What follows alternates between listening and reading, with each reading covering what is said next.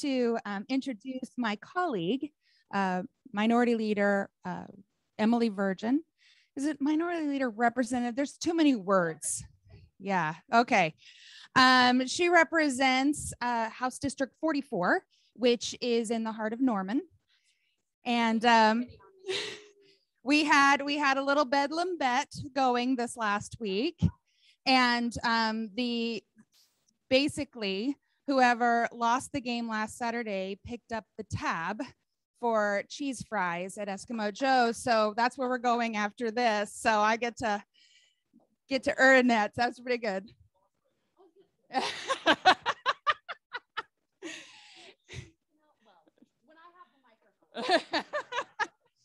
Anyway, Emily was one of the people that I started to follow when I was getting my legs under me as far as advocacy and for public education. And I followed her on Facebook and was really impressed with her over that time period, because she was calm, she was firm, she was funny, all of the things that, you know, it seems hard to be at times when you're at the state house.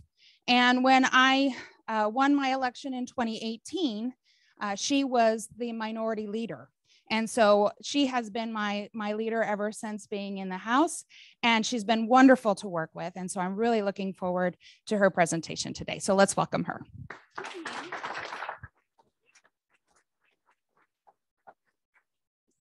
So somehow Trish got me into a bet that no matter whether I won or lost, I had to come to Stillwater. It's like, wait, okay. I do love those cheese fries, though. I'm excited.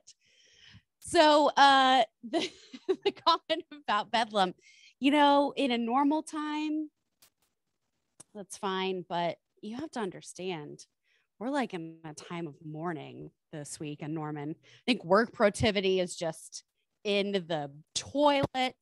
Everybody's just sitting there refreshing Twitter all the time, trying to figure out if there's going to be white smoke coming from Owen Field, whether we have a new coach yet, or Dr. Kreutz, you understand that. So it has been a time. I think we have gone through most of the stages of grief. Actually, I think we're in the acceptance portion now.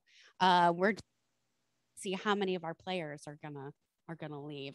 So we're in a little bit of a limbo. So if you can find it in your hearts to think of us, we'll certainly be thinking of you this weekend. You are thinking of us positively or negatively. I don't know. Hey, I do have a lot, since I have been to the Big 12 championship game quite a few times. I have some tips for you. Who's going?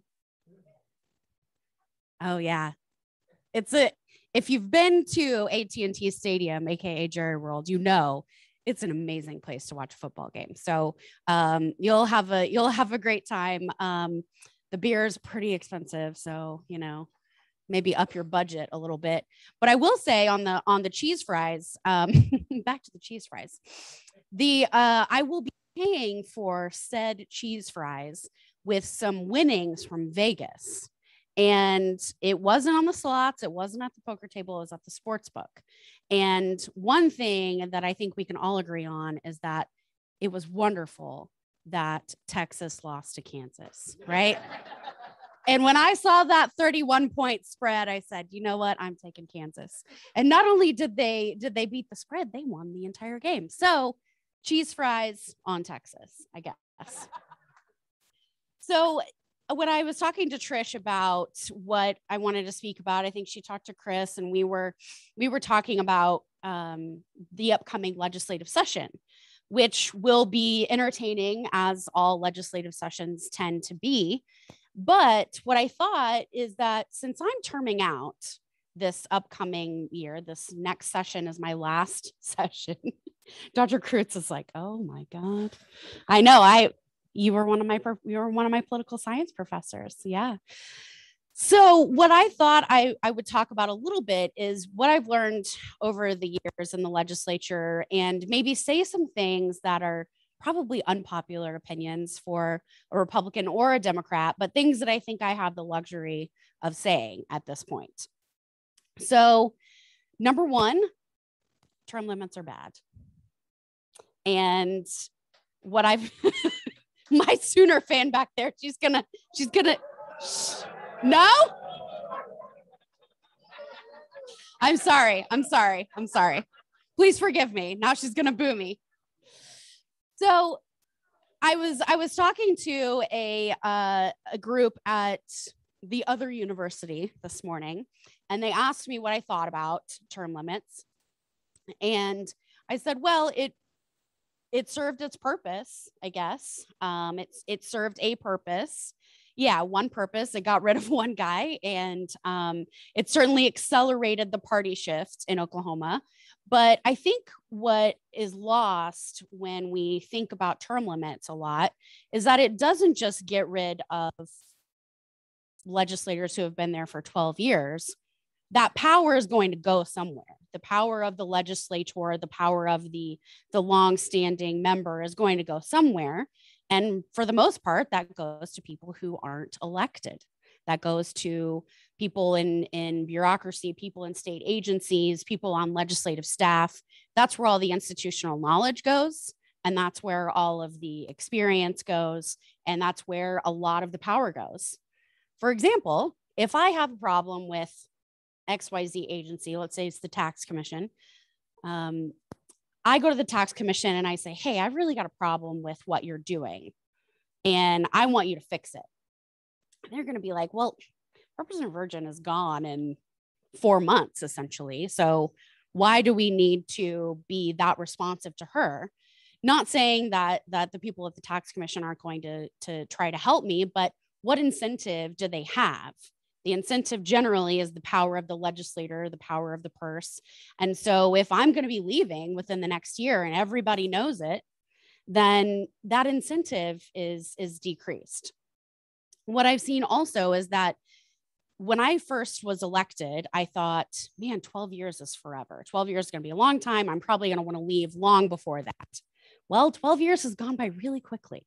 And that's surprising to me, but it has. And I think that now that I am going into my 12th year, I've been able to learn so much over those 12 years and become a good legislator. I don't know if I would stay past 12 years if given the opportunity. I might want to go do something else with my life. I am going to hopefully go do something else, get another job, get health insurance somewhere else. But you're kicking out people when really they are hitting sort of their stride as legislators. Now, there are ways to overcome this. Of course, I mean, you learn that people who come in like Trish, you can't just say, well, you're a freshman, sit back, don't say anything, don't file any bills, anything like that. It speeds up that mentorship process, that learning process, because we know we don't have a whole lot of time to get good people like Trish trained up. And I think you're pretty trained up now. Yeah. And so there are ways to combat that, but I think that's unpopular opinion number one, that term limits are bad. They're in the state constitution, so unlikely that we're ever going to get rid of them because it takes a vote of the people to change the state constitution. So if you said to the people, hey, would you vote to let politicians stay longer? Probably not. Although with Trish and I, you get a chance every 2 years at the ballot box. So if you don't like what we're doing, then you can vote us out. Somebody has to run against us, but you have the chance to vote us out every 2 years. Unpopular opinion number two, legislators should be paid more.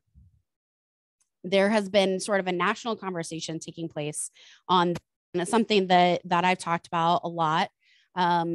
Again, if you went to the public and said, hey, don't you think that politicians should make more money? Absolutely not. Congress, they don't need to make any more money, right? But Trish and I don't make what members of Congress make. Of course, we are technically only in the legislative session February to May, but with a legislative salary, I think you have to think about who is it that you want to be able to run for the legislature?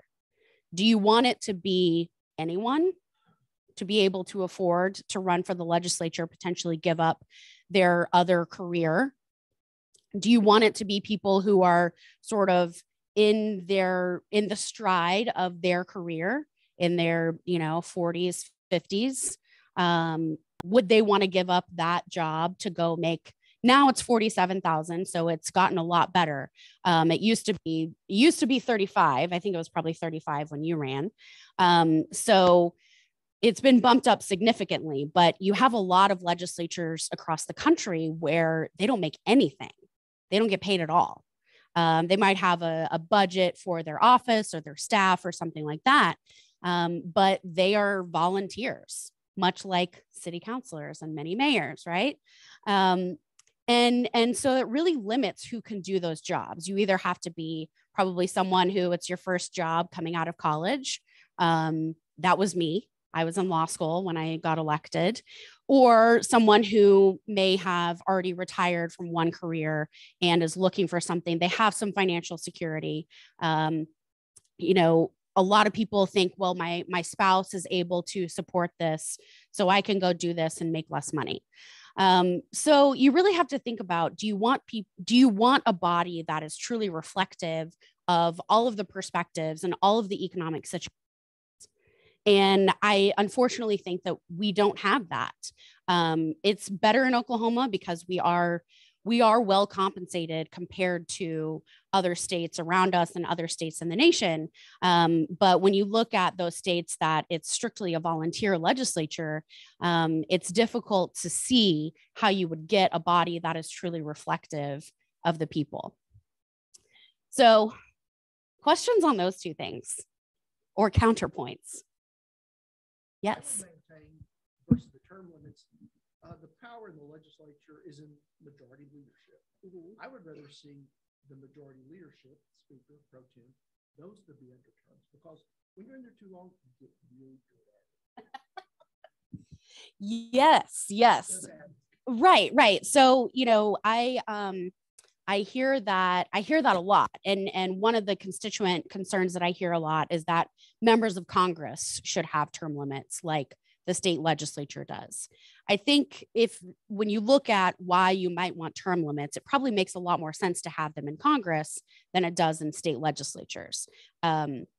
But I think, you bring up an interesting point that a speaker of the House shouldn't be able to be there for 20, 25, 30 years, as you see in some state legislatures across the country. I think Texas just had a change in speaker that was very dramatic, from one ideology to another. And it's hard to say I feel bad for lobbyists, but I do kind of feel bad for people who are trying to work in those legislatures when they have those shifts. So,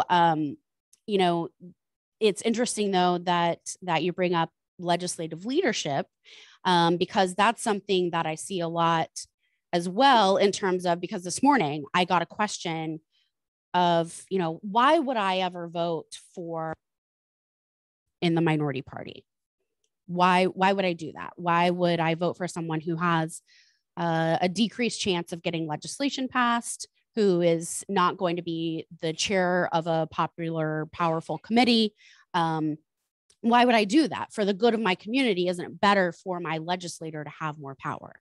And I hear that a lot. Trish, you ever hear that? Yeah. So, I think though that looking at it in a very simplistic way, that people in the majority have more power, so let's vote for them. I understand it, but what I would say is that there are big downfalls that come with having a member who is in the speaker's leadership team, or is the chair of a powerful committee or something like that. Because what do they want to do?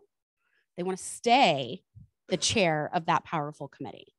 So who makes that decision? The speaker. Who are they going to want to keep happy? The speaker, the legislative leadership. So I think you have this tension among a lot of those folks of what's best for my district, what's best for my party leadership, and how am I going to balance those two? We have a little bit of that in our party, but I don't really have the power to take much away from Trish. Maybe I could ask for her parking spot to be moved, or like her office to be in the broom closet or something. But yeah, I was gonna say, I'm not sure how it could get a whole lot smaller. Well, they could take away my windows, right, Trish? I don't have any windows in my office. Take away my wonderful view. So I think you, in some ways, in the minority, you get to stay a lot more true to your constituents and your districts.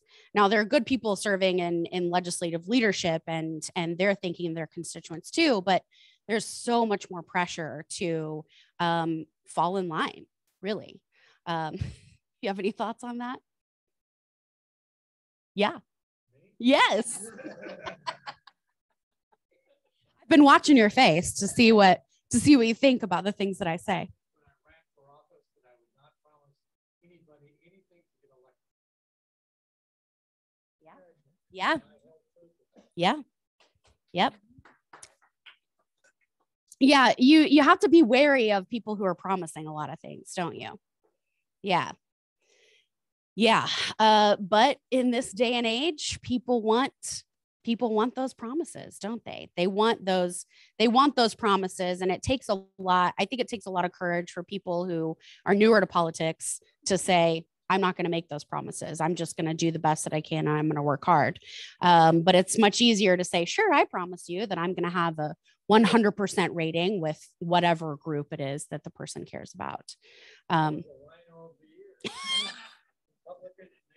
Yes. I love it. Yeah. So those are some of my, I would say, unpopular opinions. There, of course, will be things coming up in the next legislative session, and I'm happy to answer questions about that. But I want to give us plenty of time if there are questions on what you all want to know.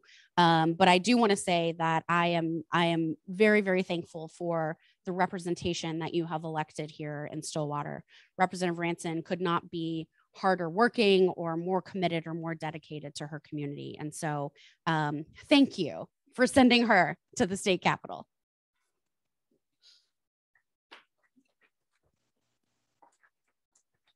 Yes, sir. What do you think of the new candidate for governor? You know, that's funny. 2 out of 2 speaking engagements today, I've gotten that question. So he asked about the new candidate that is challenging Governor Stitt. Superintendent Hoffmeister, as I'm sure everyone has seen, has flipped from Republican to Democrat and is challenging Governor Stitt as a Democrat. You know, this is one of those areas that, you know, as Democrats, we have a base that we want to keep motivated. We want to make sure that people are excited to get out and vote for Democrats. This is one where I think a lot of people might be upsetting the Democratic base because there is a candidate in the race that is former Senator Connie Johnson, who is, I would say, more ideologically pure as a Democrat. And so you've got this, you know, somebody who's more moderate, somebody who's more ideologically pure. But what is the most pragmatic thing for us to do as Democrats? We know that we have to appeal to Republicans to get elected, really to certainly to anything statewide. And in most legislative districts, we have to appeal to those across the aisle. And so you don't want to be too far to the left. So I think that it's still a big long shot. I think that Governor Stitt's approval rating is pretty high, but I also don't think that anybody has taken him on in a real way. Nobody with funding has taken him on in a real way. Nobody has challenged him in the way that I think he will be challenged in this election. And I think as Democrats, we have to look at who is going to have the best chance to win. And I think right now that's clearly Superintendent Hoffmeister. So this is not an official endorsement. I know there's a camera. So yeah, yes. Do the Democrat Oklahoma, agree with and support the Democrat legislation? You know, I honestly, on a day-to-day basis, have no idea what they're doing in DC.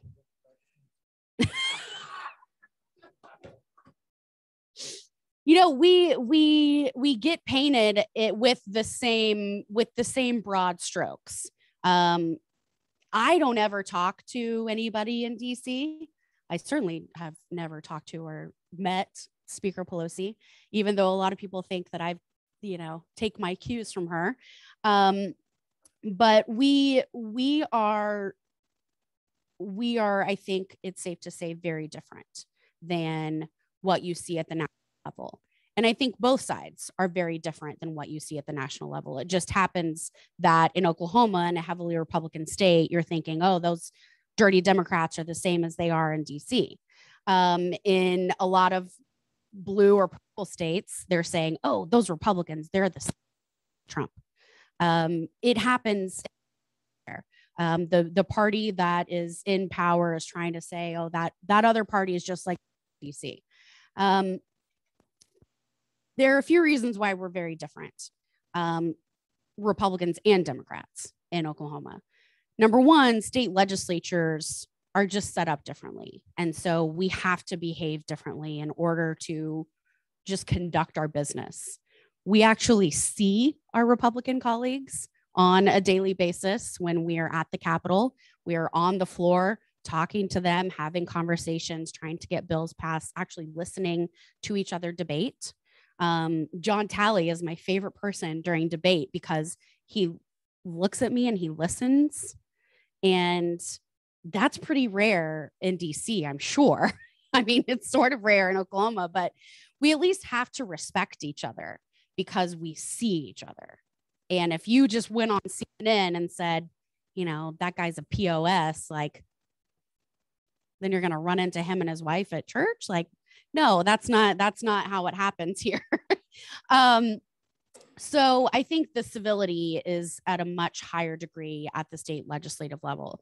But, as Democrats here in Oklahoma, we're thinking about how do we make people's lives better? And we have a platform, we have a legislative agenda. I always want to make sure that we're not just the party that says no to everything.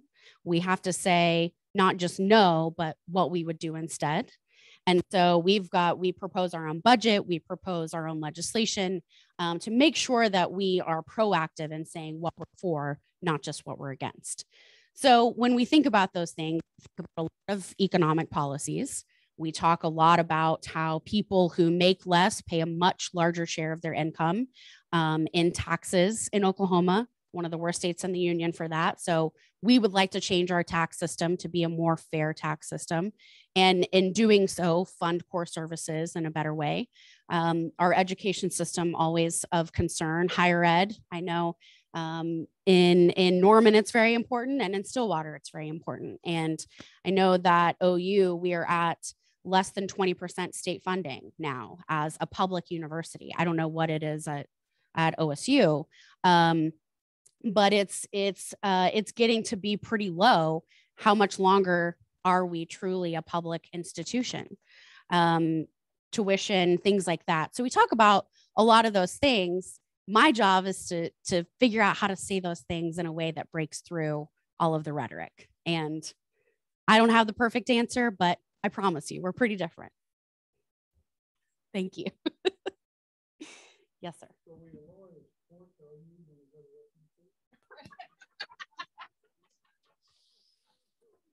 I wouldn't be surprised if that happened. Wouldn't be surprised. But, in legislative leadership right now, I talk about those term limits for legislative leadership. The speaker and the pro tem are both OU grads. So I don't know. Yeah, right? Yeah. Yes.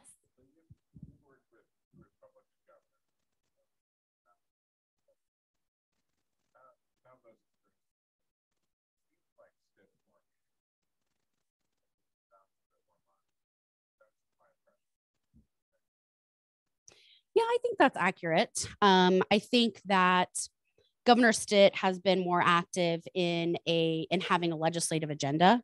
Generally Governor Fallin would give a state of the state at the beginning of the legislative session, and then wouldn't really work on those legislative priorities throughout the session. Governor Stitt, when he lays out what he wants in the state of the state, you'll see him in the legislature working on members, trying to get certain legislation passed, things like that. It's a different style. But I think that one of the biggest differences is that Governor Stitt just simply has more power than Governor Fallin did. And that's a product of changes that the legislature made in giving him more power over state agency heads. We've changed boards and commissions. We've changed how those agency heads are selected. And so you're moving to a much more, an executive position that's much closer to what the president has in DC than what we used to have in Oklahoma. We have a traditionally weak governorship, and a lot of that power is decentralized, but now it's getting more concentrated in the executive. So, there are lots of personality differences, lots of differences in their teams and their politics, but I think that's probably the biggest, is that he's more active and he's the most powerful governor in state history just because of the statutory changes.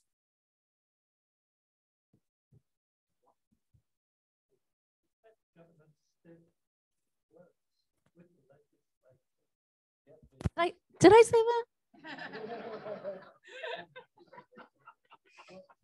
Works on? I don't know. Yeah. Mm-hmm.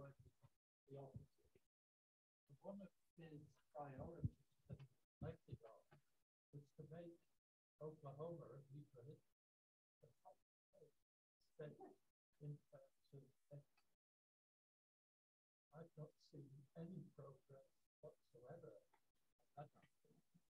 But tell me what he has been doing in the legislature. Well, yeah, right. I'll tell you, what his solution is all about school choice. He thinks that school choice is the answer to our problems when it comes to public education. And so you see him advocating against teachers' unions. You see him advocating for the expansion of private school vouchers and open transfer, all of those sorts of things that are generally under this choice umbrella. Now, what Trish and I generally vehemently oppose those things because we know that these, in my opinion, these are all just ways to get around doing the hard things on education, which is making sure that they are funded adequately, that we have high quality trained educators in the classroom who not only go into the classroom, but stay in the classroom. We have a huge teacher retention problem right now. And all of these things on school choice and open transfer and vouchers, it's just demoralizing our public even more. And so I think we're at a crisis point in many of our schools when we don't have an adequate number of teachers, our classrooms are overcrowded, things like that.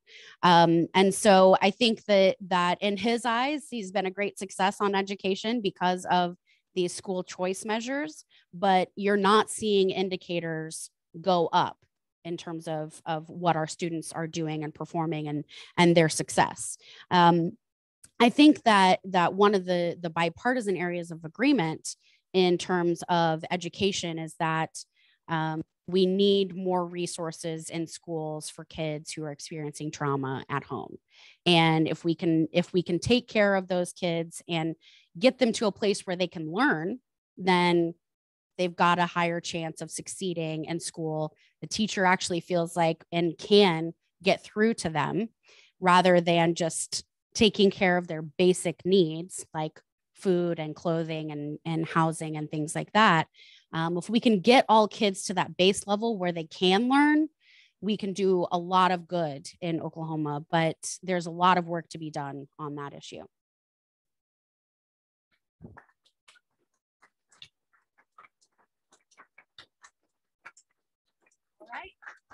Thank you all so much. I know you'll be thinking of me, but I hope it's in a positive way.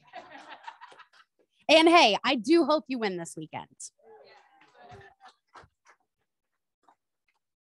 Thank you so much. We will be thinking of you.